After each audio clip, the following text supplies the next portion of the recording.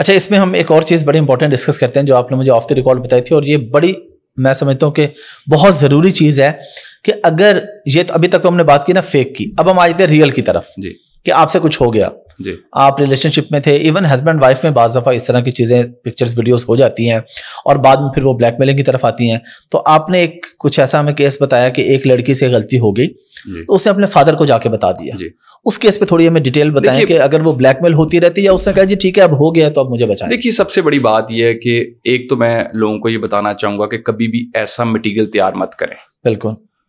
اور سب سے اہم بات یہ ہے کہ اگر کبھی آپ کے ساتھ ایسا ہو جائے, بعض اوقات دو طرح کی اس طرح کے کیسز کے اندر کیٹیگریز دیکھی گئی ہیں. ایک تو یہ ہے کہ لوگوں کا ریلیشن شپ ہوتا ہے, دوسرا یہ ہوتا ہے کہ لوگ جیسے میاں بیوی ہیں وہ ڈیورنگ دا ریلیشن شپ ایسی ویڈیوز یا تصویریں تیار کر لیتے ہیں.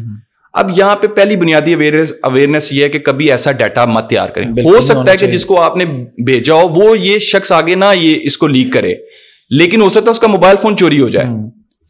اور ایسے کیسز بھی میں نے دیکھے جہاں پہ لوگوں کے ساتھ ایسا ہوا ہے. اب اگلی اویئرنیس یہ ہے کہ اگر آپ کے ساتھ ایسا ہو گیا جیسے ابھی آپ نے بات کی, تو اس میں جب بھی آپ کسی کو کانفیڈنس میں لے لیں گے کہ اگر آپ کو کوئی شخص جو ہے وہ آپ کو اب بلیک میل کرنا شروع ہو گیا اور وہ پہلے ریلیشن شپ میں تھا اور اس نے اب اس چیز کا آغاز کر دیا, تو فوری طور پہ آپ نے قانون کی طرف جانا ہے, قانونی رستہ لینا ہے. آپ اگر مزید اس شخص کو جو ہے آپ بلیک میل ہوتے رہیں گے, کیونکہ ایسے جو کرمنلز ہوتے ہیں عام طور پہ میں یہ بتاتا چلوں یہ ریپیٹ افینڈرز ہوتے ہیں اور ان میں فوری طور پہ کمپرومائز بھی نہیں کرنا. عام طور پہ دیکھا گیا ہے کہ یہاں پہ لوگوں کی ایف آئی آر ہوتی ہے, لوگ اگلے ہی منٹ جا کے اسی شخص کے ساتھ 2 یا 3 دنوں کے بعد کمپرومائز کر لیتے ہیں, صلح کر لیتے ہیں, جی معافی, فیملی کا پریشر آ جاتا ہے یا پھر ریلیٹیوز کی طرف سے لوگ آ جاتے ہیں جی آپ پلیز ان کے ساتھ بیٹھیں کمپرومائز کریں. بالکل ایسا نہیں کرنا. دیکھیے ایک بات میری یاد رکھیں, آپ نے جو ہی ایسے کسی شخص کے ساتھ کمپرومائز کرنا ہے, اس نے آفٹر 2 اور 3 ویکس یا 10 یا 15 دنوں کے بعد وہ دوبارہ شروع ہو جائے گا. بالکل. اس سے آپ کو زیادہ نقصان ہوگا. زیادہ نقصان اس لیے ہوگا کہ تب شاید ہو سکتا ہے عدالت بھی آپ کی بات نہ سنے, تب ہو سکتا ہے کہ بہت ساری اور جگہوں پہ آپ کو مشکلات کا سامنا کرنا پڑے. اور میں نے ایسے کیسز دیکھے جہاں پہ لوگوں نے پہلے کمپرومائز کیا اور بعد میں at this time of final hearing of the cases میں نے دیکھا کہ وہاں پہ ان کو بہت ساری مشکلات کا سامنا کرنا پڑا. تو بیل سٹیج کے اوپر بھی جب لوگ اس طرح راضی نامہ کر لیتے ہیں تو وہ بھی غلط ہے. دیکھیں پنشمنٹ کا تصور کیا ہے, پنشمنٹ کا تصور ہی ڈیٹرنس ہے. بالکل, تاکہ باقی لوگ عبرت پکڑیں, تاکہ باقی لوگ اسے ڈریں. اچھا زین بھائی, یہ تو آپ نے چیزیں بتائیں, فیک والا بھی ریئل والا بھی. آپ کے سامنے بہت سے کیسز آتے ہیں, تو ہمیشہ یہ جو کیسز ہوتے ہیں ان میں کیا ہمیشہ مرد ہی غلط ہوتا ہے یا لڑکیوں کو بھی دیکھا ہے کہ وہ بھی اپنے مطالبات کے لیے یا اپنے مقصد کے لیے کہیں پہ فیک ہراسمنٹ کیسز کرتی ہیں؟ دیکھیے بات یہ ہے کہ سوسائٹی میں ہم نے جب دیکھا کہ اس طرح کے جو کیسز ہوتے ہیں اس میں دونوں لوگ جو دونوں جینڈرز ہیں وہ وکٹمائز ہو رہے ہوتے ہیں. ٹھیک ہے.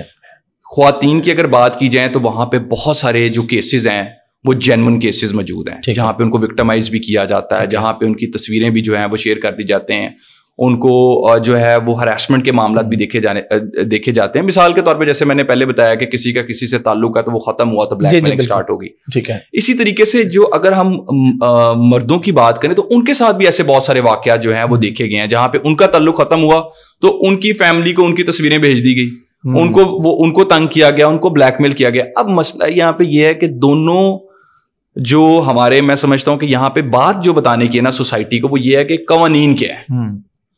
پہلا تو سر ایک چیز میں بتاتا چلوں, عام طور پہ جو سائبر کرمنل ہوتا ہے اس کی جو سائبر کرائم کی ابتدا ہے وہ ایک فیک اکاؤنٹ سے ہوتی ہے. ٹھیک ہے. کیونکہ جو سائبر کرمنل ہوتا ہے وہ ہمیشہ چھپا رہتا ہے تو وہ سامنے نہیں آتا. بالکل. اسی لیے اس کو کہا جاتا ہے کہ یہ آسان اس لیے کیونکہ اس میں نظر نہیں آ رہے ہوتے آپ, یہ اس کو لگ رہا ہے کہ وہ نظر نہیں آ رہا, اب وہ ٹریس ہو رہا ہے through his I P address اور through our I P address جو بھی استعمال اس کو کر رہا ہے. ٹھیک ہے.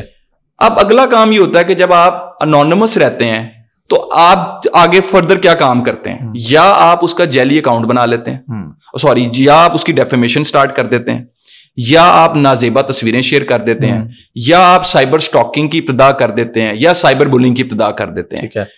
تو اب یہ ایک چیز جو بتانے کی ہے وہ یہ ہے کہ فیک اکاؤنٹ جو ہے جب آپ کی نظروں کے سامنے آ گیا ہے کہ آپ کا ایک فیک اکاؤنٹ بن گیا تو آپ کا پہلا کام یہ ہونا چاہیے آپ اس کو رپورٹ کر دیں, فوراً رپورٹ کریں.